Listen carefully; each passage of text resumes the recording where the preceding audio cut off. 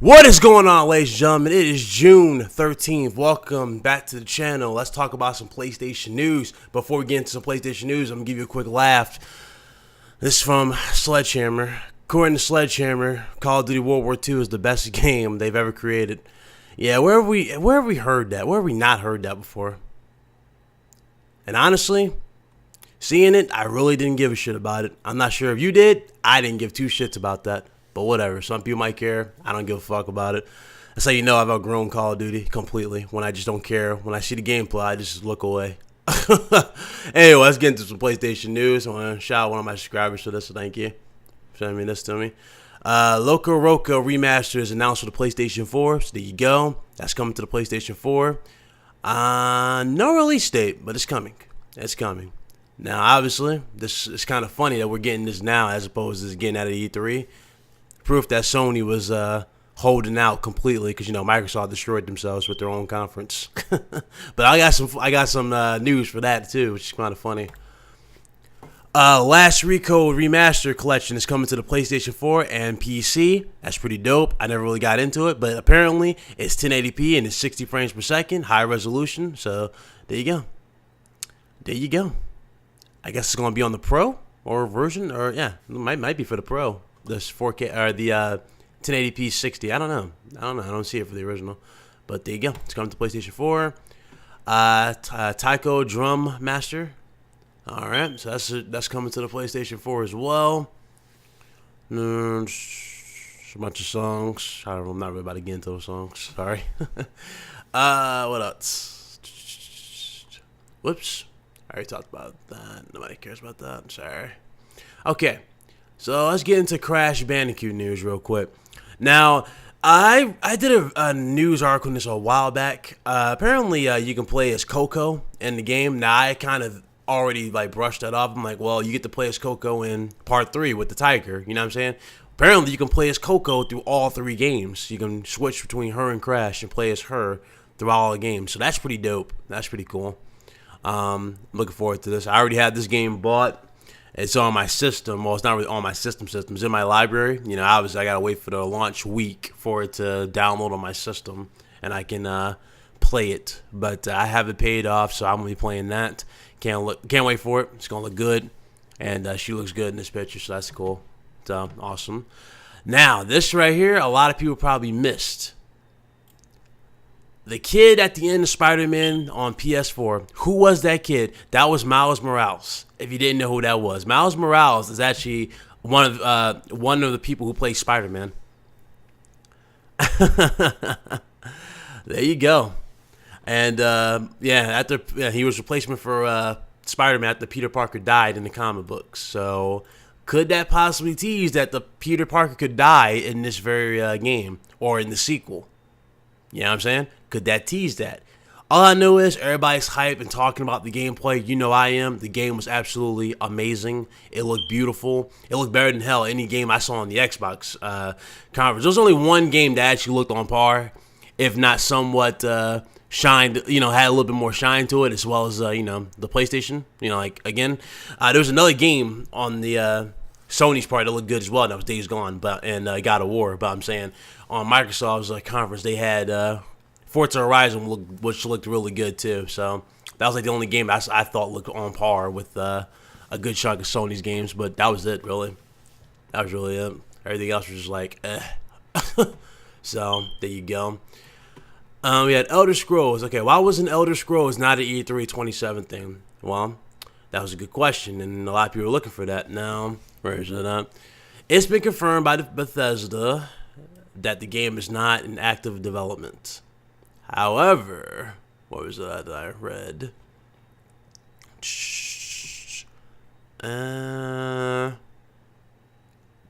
Okay. So he's not neglecting to mention that Skyrim is coming to PlayStation VR. Okay. So I must, there you go. There's your news on Elder Scrolls. I didn't really care for this, but there you go. Now, this one right here was a big topic. Obviously, the Xbox fanboys are going wild. They're upset, Why? Microsoft killed themselves in their own conference. No games aside from multiplats.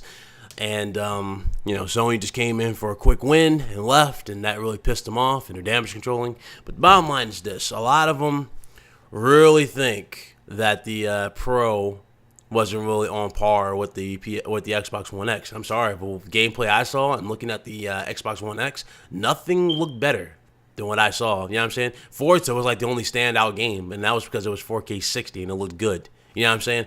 Everything else didn't really stand out that good on Xbox. But what was I saying? But anyway, Phil Spencer made some comments about this. Yeah, he made some comments about this. I want you to listen to this real quick.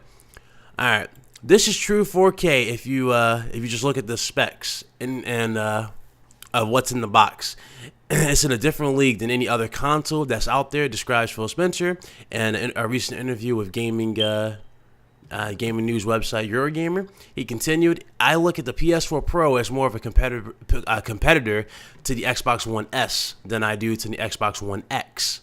Now, I'm going to tell you right now, Phil, you see the PS4 Pro as more of a competitor to the Xbox One S as opposed to your Xbox One X, when the reality is all the games shown on the PlayStation 4 Pro looked better than a good chunk of your games on your fucking Xbox One X. So how the hell did you not see that as a competitor?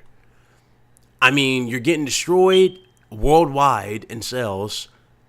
PlayStation's damn near at 70 million fucking consoles sold. You know what I'm saying? And the biggest pop you got, Phil, the biggest pop, legit, at your conference was the whole backwards compatibility. And don't even lie, Xbox fanboys, that was the only time you all jumped out your seat and praised this man. It was for backwards compatibility on Xbox original games. That right there is just pathetic. In 2017 going into 2018, that's pathetic. You show me games that you delayed so many times. Crackdown 3? Yeah. Remember that? It was supposed to be out years ago, delayed to here. And when we get it, a reveal of it, which I thought was going to look good, it comes out, it looks like straight ass. It looked like ass. It looked nothing like when we first saw it, with the destructibility and how awesome it was. It looked nothing like that, Phil. So you can't lie to me and tell me that your Xbox One X is doing anything to this gaming competition. And what's even funnier, yeah, you had a bunch of third-party games on here, but you didn't have the major third-party devs on here. You had Anthem on your stage, which is not exclusive. It's been confirmed. It's not exclusive. So what exactly do people have to what's the point of investing in your console? What's the point? You can have Ubisoft, dick ride your little fucking console all you want, saying, oh yeah, we're playing on Xbox One X. It looks amazing. Who gives a fuck? I don't know about you, but the Assassin's Creed game didn't really blow my mind. It looked good visually, but that was it. I mean, the combat wasn't really all that. I wasn't feeling that.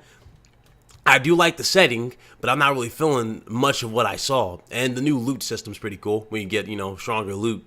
But that was about it. I mean, not really feeling much of this. And it seems like they're going to go a half-ass route with this story again, where they're like, oh yeah, we're not going to talk about Juno. We're not going to talk about fucking Desmond dying. We're just going to, say, oh yeah, Juno never existed. It's like they don't care about that story. They really don't care about wrapping this damn game up. So, hey, there you go. They want to milk it for every fucking penny that's worth. Go right ahead, Ubisoft. But I'm telling you right now, I am not in any way, shape, or form hyped for the fucking Origins. I'm just not. I'm not hyped. It looks good, but again, you only can polish a turd so much. But that's it for all I got for you.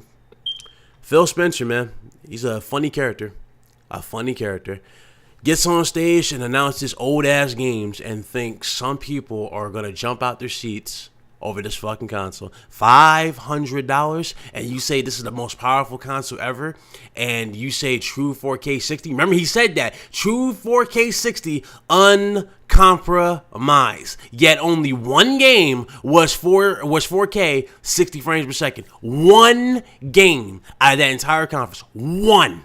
And that was Forza. The other ones, 4K 30. Yeah, such a beast. The beast is coming, right? The beast just came and it fucking died. Ugh. There you go. That's my video for you. You like the video, thumbs it up. You didn't dislike, fucking fanboys that are fucking still pissed. I don't give a shit. You can get the fuck out of here. But for those of you who are new, subscribe to the channel. Hit the bell icon so you know as soon as my news becomes available. I'll see you guys later. You guys be good. Deuces.